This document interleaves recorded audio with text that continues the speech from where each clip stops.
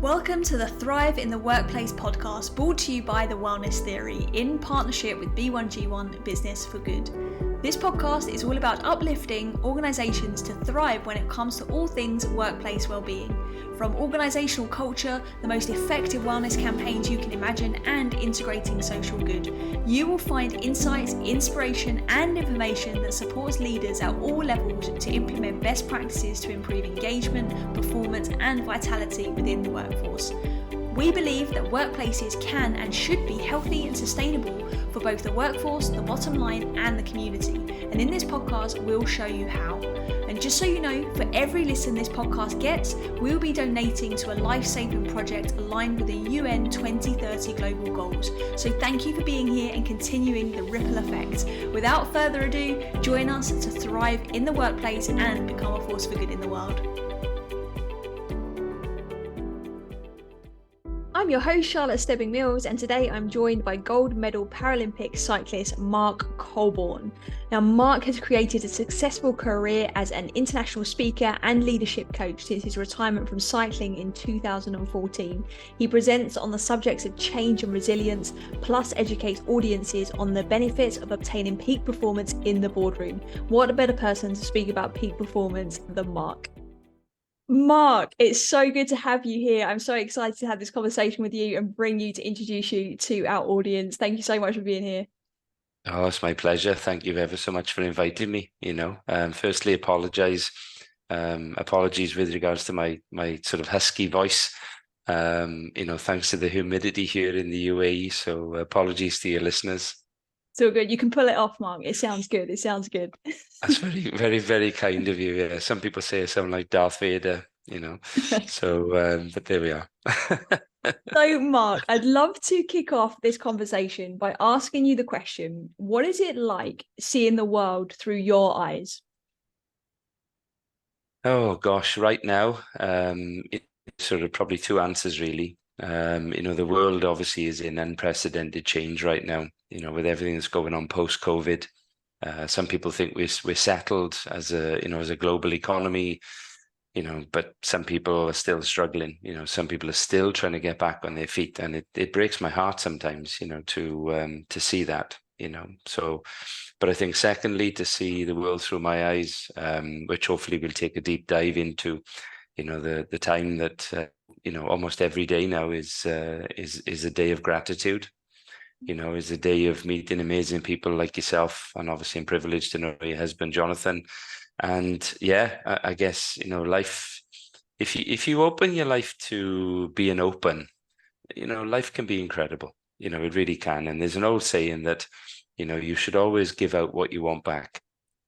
Which is very true. Very true. Oh, I feel like we're already diving into leadership lessons already here, just like, because that is such a wise statement. It really is, but it's, sometimes easier said than done for a lot of people as well. Yeah, and I think, it depends on maybe some people's upbringings, which leads to their values as human beings. But at the same time, I've certainly found all my life, being open to learn, being open to accept that everybody's different. Everybody's different. And my late father used to say, always give everybody 10 minutes of your time. Because what's 10 minutes, to meet somebody new or to learn something different. So yeah, I suppose that's something that's worked in my favor, to always be open, to people and ideas and experiences, hence now proudly living here in Dubai, And speaking of experiences, I really want us to dive into, peak performance today, really, because there's nobody more qualified, I think, to speak about peak performance than you, having won gold at the Paralympics for cycling. Tell us, what was that like? It was just a childhood, probably a childhood dream that came true. Okay. So if I take your audience back, certainly to the 80s, the 1980s, when I probably had three passions. Okay. The first passion was chocolate, like most teenagers. It's still my passion today. Yes, me too. And certainly, just living life to the full, and what I mean by that is the feeling of freedom, the feeling of freedom to do what you want, when you want, in abundance. And then I think the third thing was sport. Sport's always been my driver. Health and well-being has always been a passion of mine. And, if I take the audience back to 1980 and 1984, when Daley Thompson, the famous decathlete, for Great Britain, was certainly my sporting icon, my sporting hero, because I guess he just gave me the confidence to know that it was possible to not only be world-class at one event, but to be world-class at 10 events. It was mind-blowing. And it just proved to me that, and that's why as a young lad, I just thrived on the feeling of dopamine, that I was getting every week, from sport. And little did I know until I met, Dr. Steve Peters at British Cycling, the sports psychiatrist, just how much of a passion I've had, for movement and well-being, and sport all my life, ever since I can remember. Ever since I can remember. Yeah. And you obviously have very unique, I believe, circumstances that led you into wanting to compete. Would you mind sharing a little bit about your personal experience and what happened to you just before you decided this is something I'm going to do? Yes, well, I suppose same again, if I take the audience all the way back to when I was, 19 years of age, so, 34 years ago now, I played volleyball for Wales. Okay? I had a great passion, for volleyball back then. And even though I was 6'1" and probably the shortest in the team, I had this great passion. So what that gave me was an opportunity to embrace what it's like to train and perform for your country. So it was almost an insight, it sort of gave me that opportunity to open the door and start to look at international sport, albeit as a hobby, basically, because I was working full time, as well. And, for later on in my life, when, I was a keen paragliding pilot, keen rock climber, I raced triathlon, regularly as well. So when we spoke about, the 70.3 just now, you've got my admiration, because it's a hell of an event, to train for. So to take your audience back, to 2009, as I said, I was a keen paragliding pilot, and whilst flying above, the Gower Peninsula, which is the stunning part of South Wales, which is where I'm from, on the coastline, unfortunately, just almost by a complete freak of nature, my canopy collapsed. So I'm 40 feet or 15 meters above the ground and just flying along, enjoying the afternoon, with the club I was part of. And I just flew into a crosswind, which is two airstreams that fight for the same space. And as I said, my canopy just unexpectedly collapsed. So I fell, from 40 feet onto grass. I landed feet first. And as I landed, my whole body just compressed. And I actually snapped T12, which is the vertebrae around the sort of belly button level. And didn't realize the severity, of the break at that point, because probably within 10 minutes, the air ambulance arrived and I got airlifted, broken my back. And you suddenly then think, I was 40 years of age, and you suddenly then think to yourself, oh my gosh, what's tomorrow going to bring? What's tomorrow going to bring? Because you're then almost moving then into the unknown. And thankfully, and I mean this, thankfully, I was really fit. I was really strong. I was really healthy. And it was probably my great health that saved my life. Certainly the strength in my legs. And even the consultant that operated on my back, he said to me, well, technically, young man, you shouldn't be here. I said, sorry? He said, you should be in a cemetery. You should never have survived, And then you suddenly think, well, I suppose first and foremost, I've been given another chance. Okay. And I didn't realize at that moment, I suppose you can look at this in whatever context you want.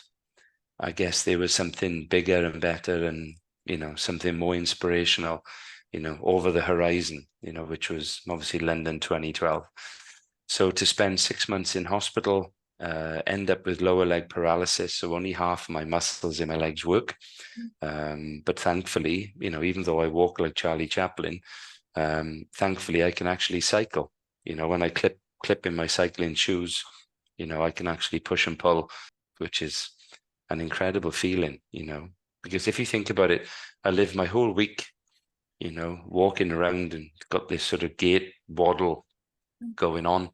But then every time I step onto the bike, I'm back to normality. Hence why now, coaching, cycling in Dubai, I probably spend 10 hours a week, 11 hours a week on the bike, But then when I step back off the bike, I'm back into the world of being disabled again, So it was a difficult time. It was a very thought-provoking time, a very emotional testing time, because there was a few occasions I almost felt like giving up, and I suppose back then, thanks to my late father, he almost talked me out of it, to pull myself together, because he kept saying to me, look, you're a winner, you're going to get through this, So that whole transition, that process of almost well over 12 months, to find myself again. And then in the summer of 2010, when I made the decision, to maybe, just maybe, get to the Paralympics. What a great moment that would be for me, having gone through breaking my back, to maybe making it to the Paralympics. And that's when the decision, the decision was made to give London 2012 100%, And there you were, winning gold moments after that decision has been made. It's incredible. Like the level of resilience you must have built from going on that journey is obviously outstanding. To have you sitting here with us today and have all the accomplishments you've experienced over the years, but now you're actually bringing that in to the workplace environment, and I think that's so inspiring, because you've seen, actually, do you know what, I've got this set of skills, not only the resilience from your personal experience of how you've got into it, and then that grit and determination that it takes to do that kind of training, but you've also seen how you can impart that wisdom in different ways, because there's so much you can learn from performing at such a high level. And if we really take a moment to think about the level that you was operating at, that every minor detail made a difference to how you would show up and how you would perform. And now you're bringing that into the work arena. So I would love for you, Mark, to share with us perhaps some of the key principles or lessons that you've seen as a direct correlation between your experience as an athlete and then into the workplace. Yeah, very much so. And that's a great question, actually, because I suppose I was one of those people in the 80s, gold in 1984. And you never think for one moment, not only what did he do and how did he do it, but why? That's the big question, why did he do what he did? And he did it twice, So I think, to answer your question, the first feeling, of getting back on that bike and starting to cycle again, and then making that decision, that commitment, that was the first thing, commitment. But the commitment didn't happen without probably, I'd say, 3 or 4 months worth of thinking, making decisions. Do I go back to work? Because my corporate job was there for me. I was working for a PLC company, in the capital of Wales, in Cardiff. I could have just walked back into work.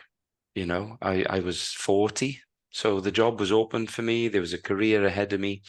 And I thought to myself, well, London 2012 is only going to happen once. And this is a great thought for your audience, okay? So think of the Olympics as your life, okay? It's only going to happen once.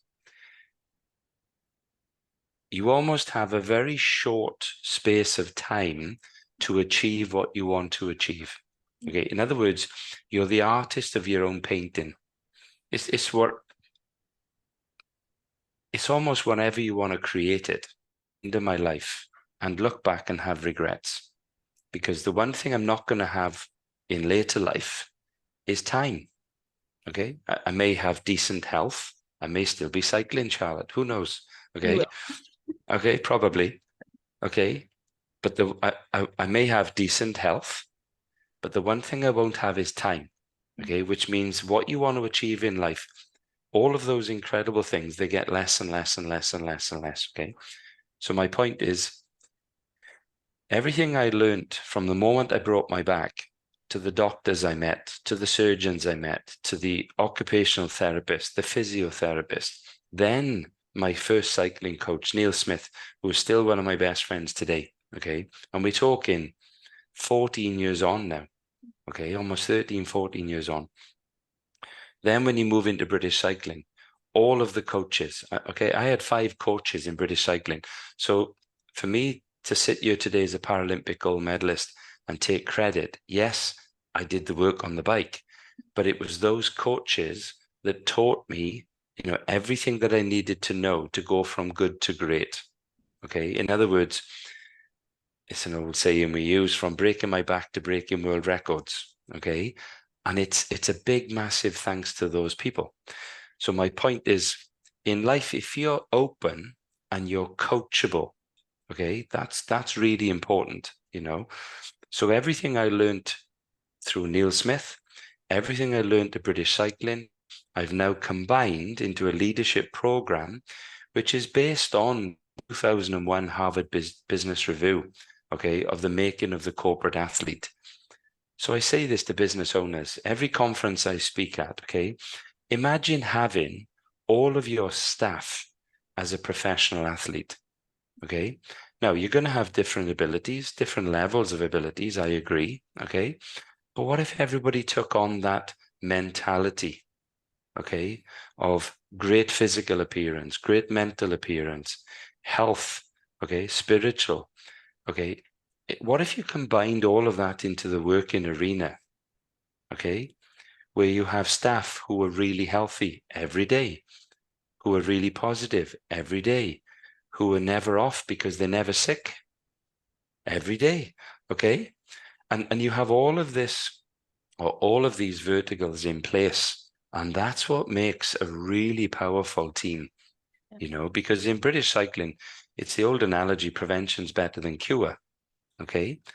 So by having this mindset that you focus on the process, not the outcome, okay? Focus on the process, not the outcome. And you said this earlier on, when you add up all those small differences, that makes all the difference, So yeah, it's definitely something that's working. And I think, certainly, companies now are embracing the benefits of health and well-being, to encourage their staff to move, to drink more fluid, to eat healthy food, and sometimes even like switch your machine off and just go for a walk, stimulate the brain, put the blood flow back into the brain, so then you can come back to your workstation and focus, Well, what has been the receipt of this within organizations? Obviously, by the time somebody gets to you and is working with you and implementing the program, they're already obviously buying into what it is you do and what it is you want to deliver. But I can imagine you might come up against a little bit of resistance sometimes. Is that fair to say? Yeah, 100%, because people only know what they know. Okay. Exactly. I remember joining British Cycling. This is a great story, actually, a very short story. I joined British Cycling thinking in my head that I was already world class, because that's all I knew. I thought I was pretty quick, I was pretty light, I was pretty strong. But the one thing I couldn't change was my age. Okay, so physically I was 41 when I joined. Okay, so I was probably about 10 years younger. Okay, because of the health and fitness that I'd acquired all my life. Okay, so when I joined British Cycling, I thought I knew it all. I genuinely thought I knew enough to go and become a champion, but it was a steep learning curve. I bet. It really was. Okay. So I'll share this story with you and your audience, what I shared with Rolls-Royce jet engines in Derby in 2018. I was invited in to present and coach to 320 of their engineering leaders, okay? So we did the day, we did the conference, we did the workshop, and I said to the managing director, I have a question for your audience. And he said, okay. I said, I'd like to know, did they all get paid 100% of their salary last month? He said, well, this is Rolls-Royce. Of course, everybody got paid. Okay. I said, okay, that's great. But did everybody give 100% effort to receive 100% of their income? Oh, now that's a powerful question, Mark. Oh my gosh. I said, yes, exactly. Because if you go back to professional sport, you cannot lie, hide, and fake your way through your career. Okay.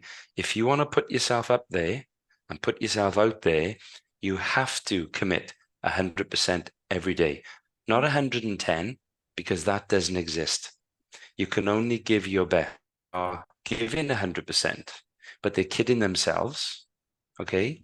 Not only are they kidding themselves and lying to themselves, but they're also kidding the company that gave them the opportunity to be where they are. And I've said this to Rolls-Royce, okay? Why did this company, to all the audience, why did this company pick you? Why did they employ you and not the person in the queue behind you? These faces, they were like, ooh, okay? Because we don't think of that, do we? No, exactly. Okay, we don't think of that, okay? So my question is, how grateful are you to be where you are? And I relate that to back to British cycling. When I turned up at British cycling as an athlete, I was so grateful and so proud just to be there. Okay. But I thought that I knew what exactly 100% felt like, but I was probably 5% off. Okay. Because I'd never experienced complete and utter exhaustion, because in our heads, there's two of us, as you know. There's the logical thinking, Charlotte, and then there's the emotional thinking, Charlotte. But sometimes because our brain's in conflict, okay, the emotional brain says, slow down, stop hurting yourself when you're training, okay? But through the coaching with British Cycling, you embrace how to manage that, okay? So you can continue to give 100%, So I think in the workplace, when people start maybe evaluating their commitment, okay, that's when you start to really find those 1%, the marginal gains, as we call them, So yeah, great question, actually. The marginal gains is something I've heard you speak about before at an event actually earlier this year, and you were talking about the mattresses that your coaches would change just to get that little bit extra out of you, almost like to squeeze the benefits of sleep as best you can. Tell us a bit about the marginal gains. Yeah, so there's two answers here. The first answer is explaining to your audience why were we given mattresses, okay, and pillows, okay, and why were we given antibacterial gels, and the whole process was based on, as I said, prevention is better than cure, okay. So what British Cycling found was this, and this is common knowledge now in the public eye, okay, is that what they found was you can improve athletes to a certain level, okay, so they're at their optimum fitness. You can create the bike and the cycling kit to its optimum level, okay. So where's the extra 1%? Okay, over the competition, over the international competition athletes that's out there, okay? So we had obviously Professor Steve Peters, who was a sports psychiatrist who helped us incredibly to help with that winning mindset, okay, which we can talk about, of course. But the second area was the lifestyle improvements that can give you better sleep, okay, better air quality, okay, even down to the point of not shaking hands with people. This is crazy, by the way, because what if you shook hands with somebody, in an event, okay, and you ended up picking up bugs or a virus or something, So you basically were told, to stay away from negative people and anybody that's got a cough or a cold. Yeah. Okay. But the meteorologist identified that when we traveled, to training camps and international races around the world, we would be sleeping not only in different environments, but on different mattresses. Okay. Now think about this. As a disabled person, I have 6 pins in my back. Okay. 6 titanium pins. Okay. So every mattress I sleep in is going to feel different. Okay. Whether it's a sprung mattress or a memory foam mattress. So British Cycling partnered with a company that gave us 100 millimeter or 10 centimeter memory foam mattresses. Okay. So then you roll up the mattress, it was sort of like a single bed size mattress. You roll up the mattress, you tie it up, and you take it with you.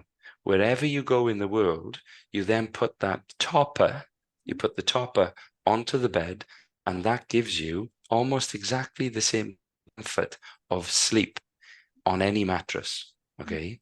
So it was a great feeling whenever we traveled. You knew that you'd have good sleep, because obviously we used to sleep in the afternoon, after training, and then obviously a standard sort of 8-hour sleep in the night. So yeah, I'm a big advocate of sleep, to be honest with you.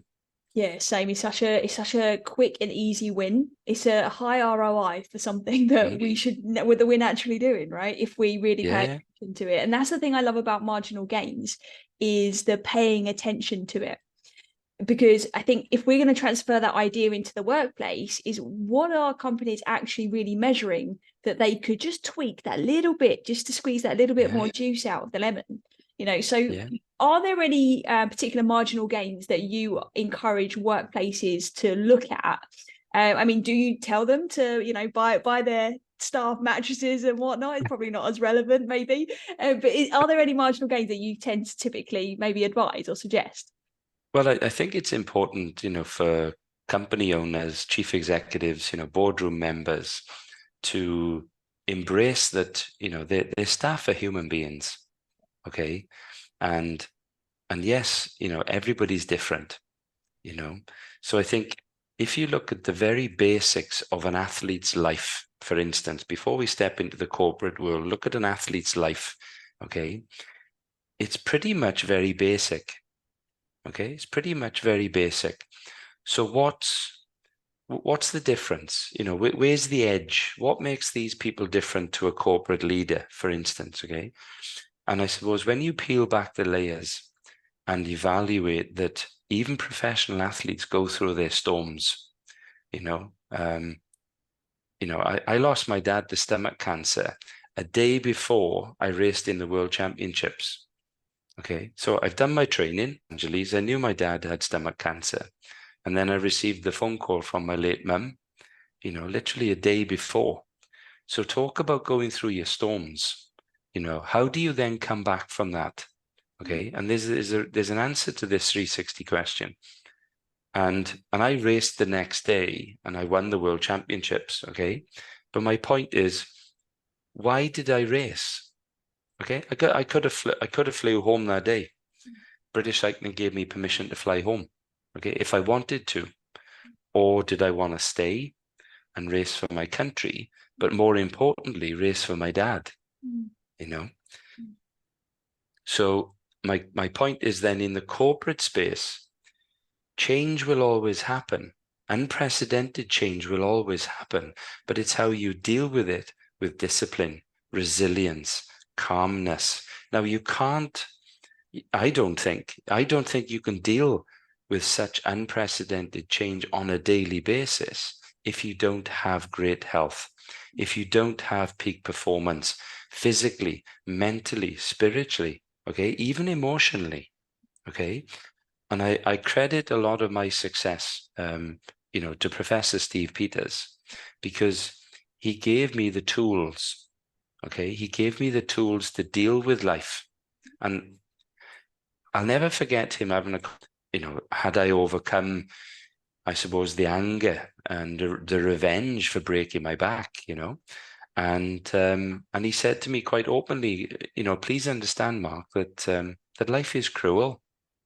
You know, life is cruel, but people don't like to think that way because that's the emotional side of our brain that wants to live in that comfort zone, you know. So for me to have the experience to warrant coaching companies, you know, on what can help them to go from good to great, you know, even the billion-dollar companies that I work with, you know, there's always room for improvement.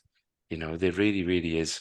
And certainly to do it holistically, you know, because there can be improvements, you know, there really, really can be improvements. It just depends on if they're open to change, you know.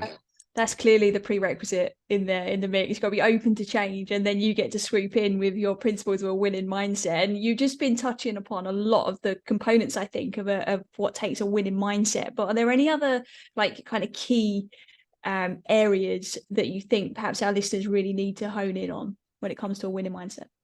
Yeah, I think the one thing I learned back to British cycling was, you know, every athlete into the world of elite sport really was understanding the different personalities of people. You know, having studied disc profile, having coached disc profile, and you can just see leaders' faces lighting up, okay, who've never studied disc profile. And when you then coach them on how to speak to somebody that's a yellow and a blue versus somebody that's a red and a green, okay? And you can just see these pennies dropping, you know? And then they go, oh, yeah, that's why John is really abrupt with me. You know, well, he's not abrupt with you. He's a red and he doesn't want the story. He just wants to know when it's turning up and how much is it. Exactly. You He just know? wants the assertiveness. He doesn't want the fun story about the situation. Yeah, you know, so I love the psychology. You know, having studied psychology a long time ago, and now, you know, through the neuroscience that we get offered on a daily basis through YouTube or Vimeo or podcasts, it's just honestly, I love this saying, every day is a school day. Okay. And it is, you know, it absolutely is, you know. So I think for many companies and many leaders, it's time now for them to be open, because nobody wants to be managed anymore. People just want to be coached, you know. And I've said this on stage many times. There's no athlete or team that's ever been successful without a coach. Okay, I was lucky to have 5. I mean, I was totally privileged, you know. I really, really was. And yeah, I definitely enjoyed learning from the best, you know. And you know, clearly what you're doing with organizations as well, obviously varying levels of success that they're already at and taking them from good to great, is really a testament to the program that you offer. Now, your program is called Unleashing Peak Performance, right? I would love for you to perhaps share a little bit more about what it is you actually do today with organizations, and maybe even share some little practical tips, if you can, for some of our listeners that might just want to take that first step. Yeah, very much so. You know, I think it's important, first of all, to embrace, as Einstein once said, that, you know, perfect doesn't exist. Okay, perfect doesn't exist. So for organizations that live in this comfort zone, which is great, okay, and I'm not saying that every organization is like this, but going back to what I said earlier on, you know, there's many large organizations that have a minority of people that lie, hide, and fake their way through a career. The other 95% carry the 5% that just turn up, clock in and clock out. Okay. And I've seen it. And the reason why I can sit here today and be brave enough to say that is because I experienced it myself in the corporate space. You know, I managed a team of 20 people, you know, a long time ago. And unfortunately, 4 or 5 just turned up, clocked in and clocked out, you know, and that was just their nature, you know. And the other, you know, or the other sort of 15, 16 of the team carried those people. So what's my point? My point is identifying the weak link and working on their strengths.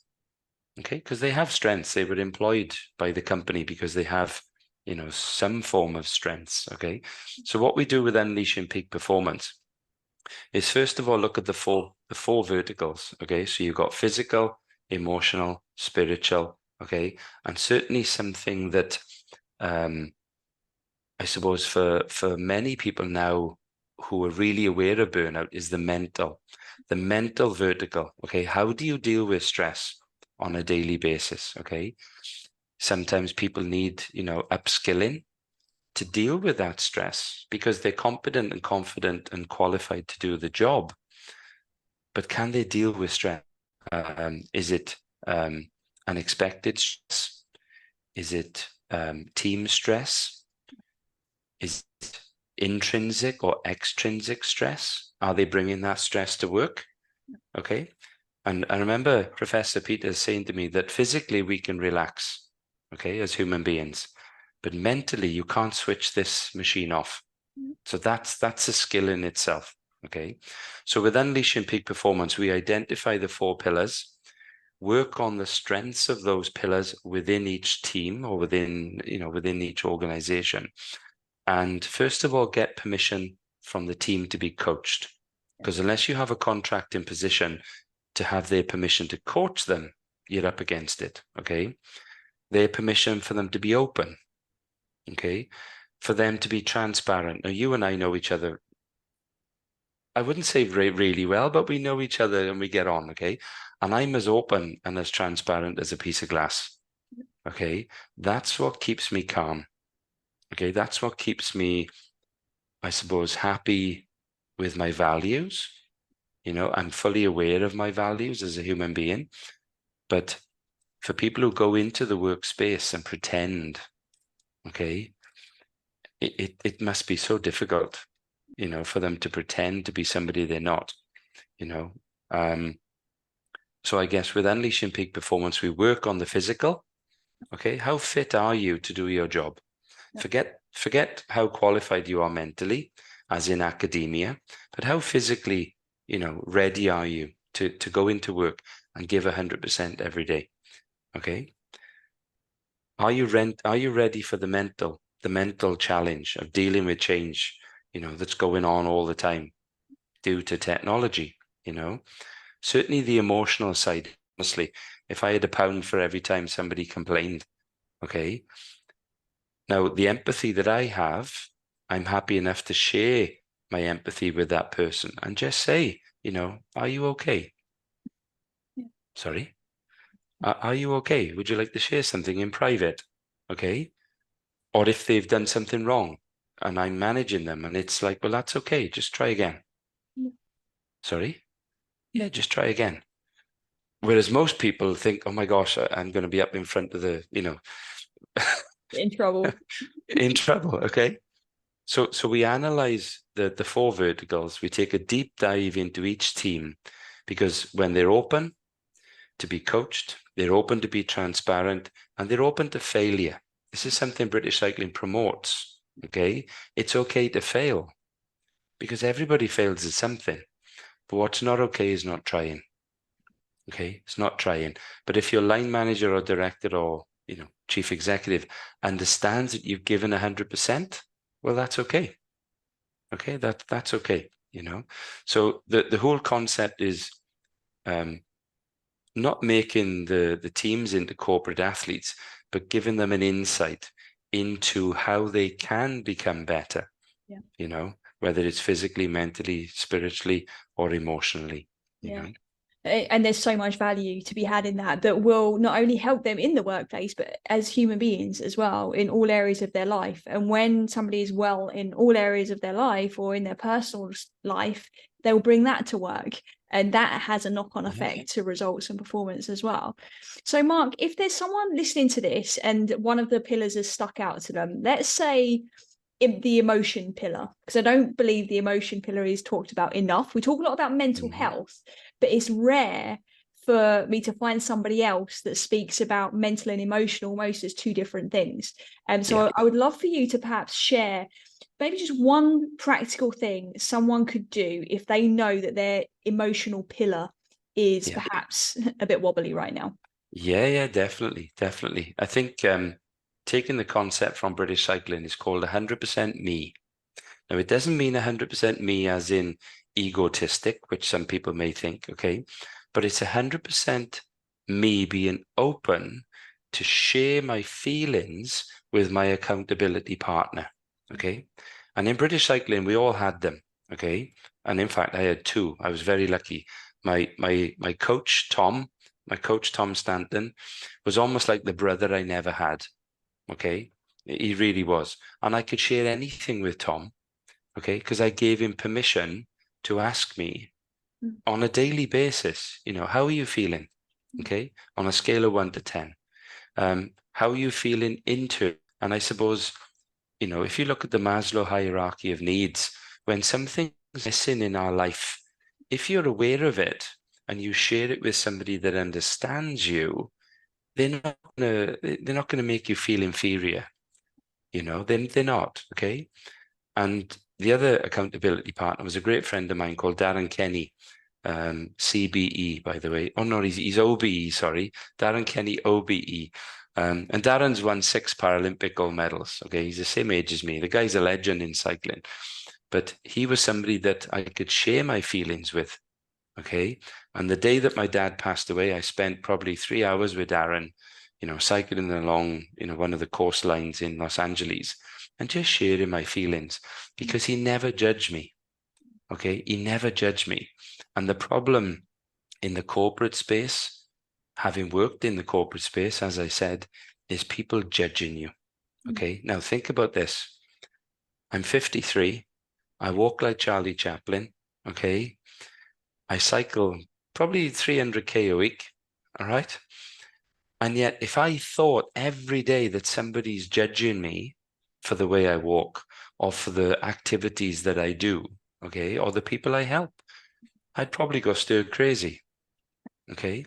So by finding, my advice is to find an accountability partner in your workspace and just have their permission to share information on how you feel without them judging you. Because as a leadership coach, the first thing I share with people is that this space, okay, is a non-judgmental, private and confidential space. That's the coaching ethics I give people, in that space.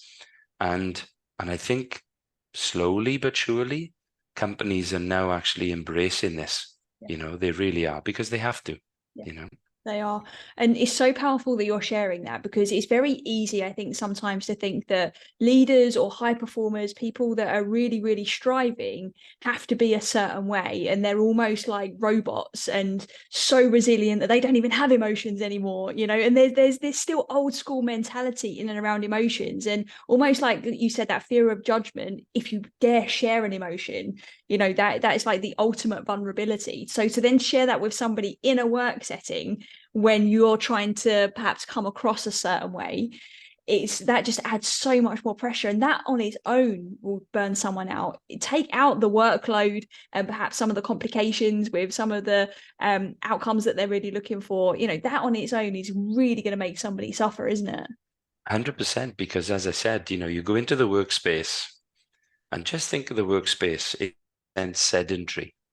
Okay, so you've got 85% of the planet sat on their backside doing a very stressful job when your blood sugar levels dropping, your blood pressure's dropping because you're not moving.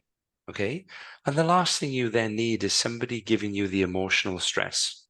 Okay, because as I said, physically you can rest and recover, but mentally you can't switch off, this machine that, your mainframe computer that's active 24/7. It's even active when we sleep, hence dreams, which is probably another podcast. Exactly. It really is. So that's so difficult for people to deal with all that unprecedented change on a daily basis, and then expect people to be, on point. And that's where empathy is another level again of resilience, in my opinion. you know. So, and there's a great quote that I wanted to share with your audience. I listen to a lot of podcasts, you know, funny enough. I listen to a lot of podcasts, and the one podcast I listened to a few months ago now was with Mike Tyson. Okay. And I guess the whole world knows how incredible, and unfortunately, you know, he's been through hell and back outside of the ring. Okay. And one of the questions on the podcast was, you know, what is life like for Mike Tyson now? Now that he's lost $700 million in personal wealth, he unfortunately lost his daughter in a treadmill accident in his house. Okay, where I think his daughter was 4. You know, unfortunately, she got killed on a treadmill. Okay, and Mike Tyson's reply was that he's now studying the art of humbleness. Okay, because he's been through hell. He had, you know, that career as a boxer, you know, as a world champion, as just almost a gladiator, you know, in the world of sport. And one of the statements that he used, which was so powerful, was that every good man can become a great man. Okay, but not every great man can become a good man. And I was like, oh my gosh, it's so powerful to see people go through life wanting to be great, but try being good. Yeah. Okay. And almost feel the similarities, you know, I with a gold medal, you know, having achieved, you know, a childhood dream.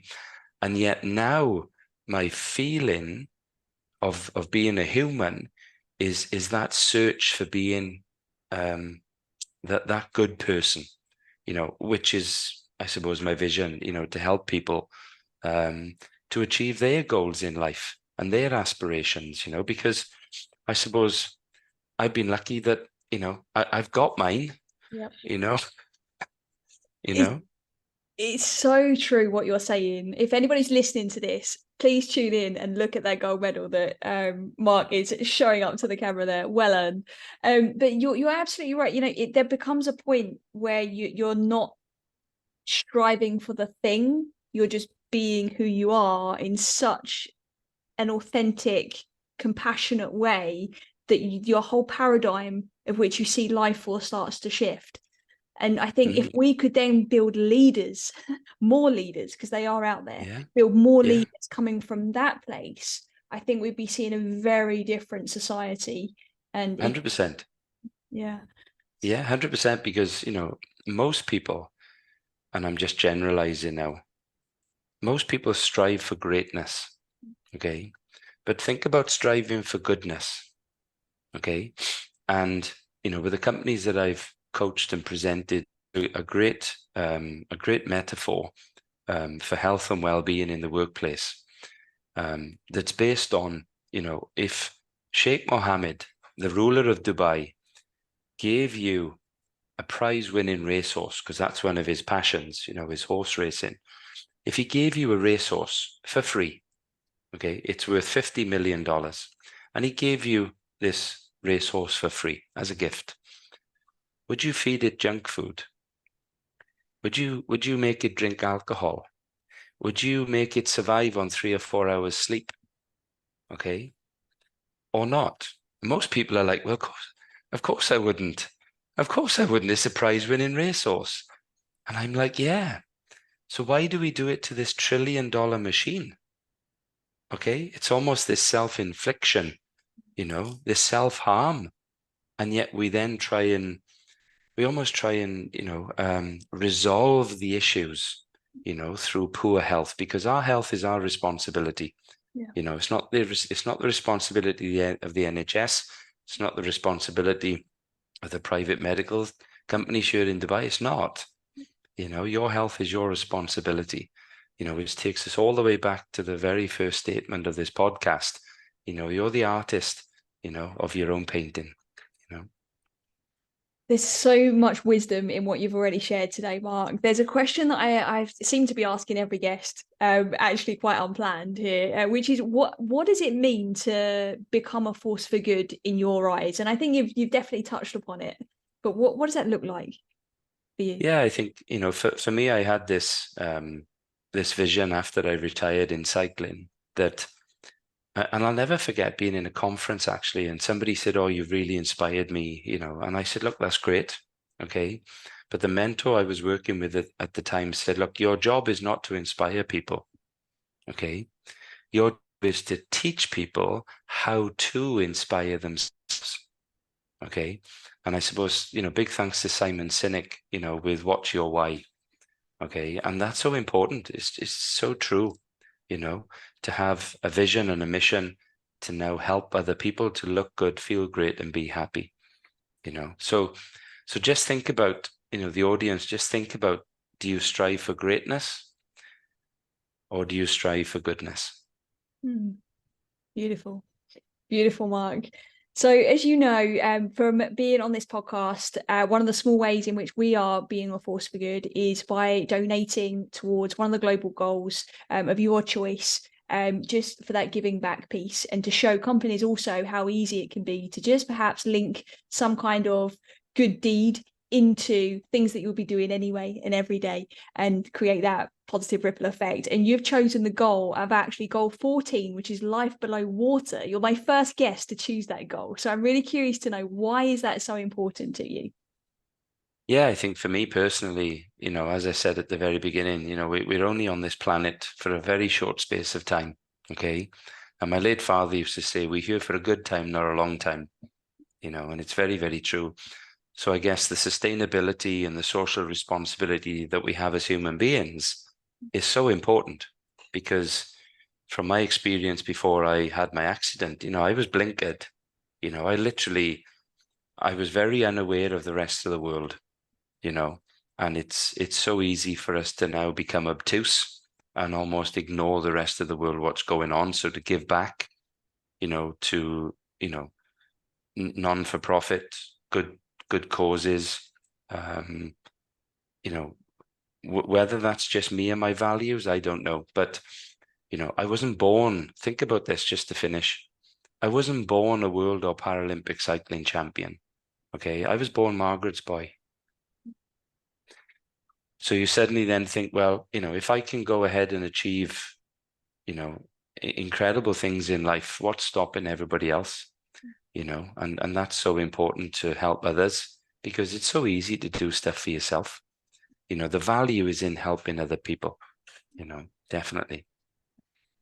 Amazing. Mark, thank you so much for your time today. Before we say our goodbyes, where can our listeners find more about what it is you do with the keynotes, the leadership programs? Where can they find you? Yes, most definitely.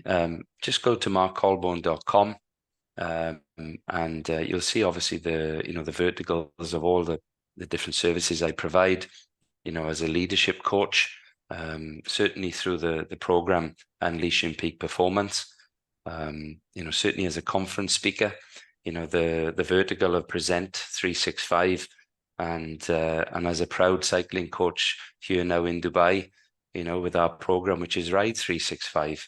So, I feel that I'm certainly living out, I suppose I'm certainly living out my purpose, having, as I said already, lived out my dream in London 2012. And yeah, I guess I'm a very proud ambassador of the UK, having been awarded the MBE by, King Charles, which, yeah, once again, was just something that you can't train for. But, I think it's something that what was meant to happen, because now as a representation of, giving back is so important. So yeah, get in touch through markcolbourne.com, and obviously our team can, help and support you, and help everybody, to achieve peak performance and live out their dreams. Definitely.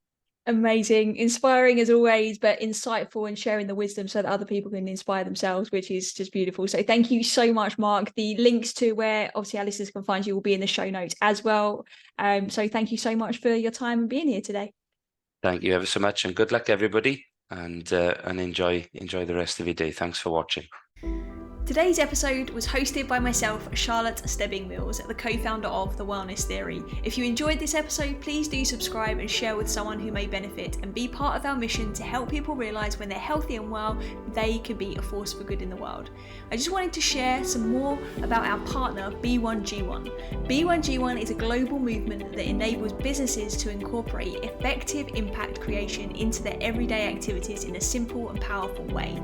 Through B1G1, businesses can choose from a wide range of verified projects around the world and integrate these impacts into their business operations. The core concept of B1G1 is that every business transaction or interaction can be directly linked to making a positive impact in our world, whether it's providing access to clean water, supporting education, planting trees, or addressing social issues. B1G1 enables businesses of all types to make a real difference. To find out more about them, visit their website at b1g1.com. Until next time, be well, mean well, and make a difference that lasts. See you in the next episode.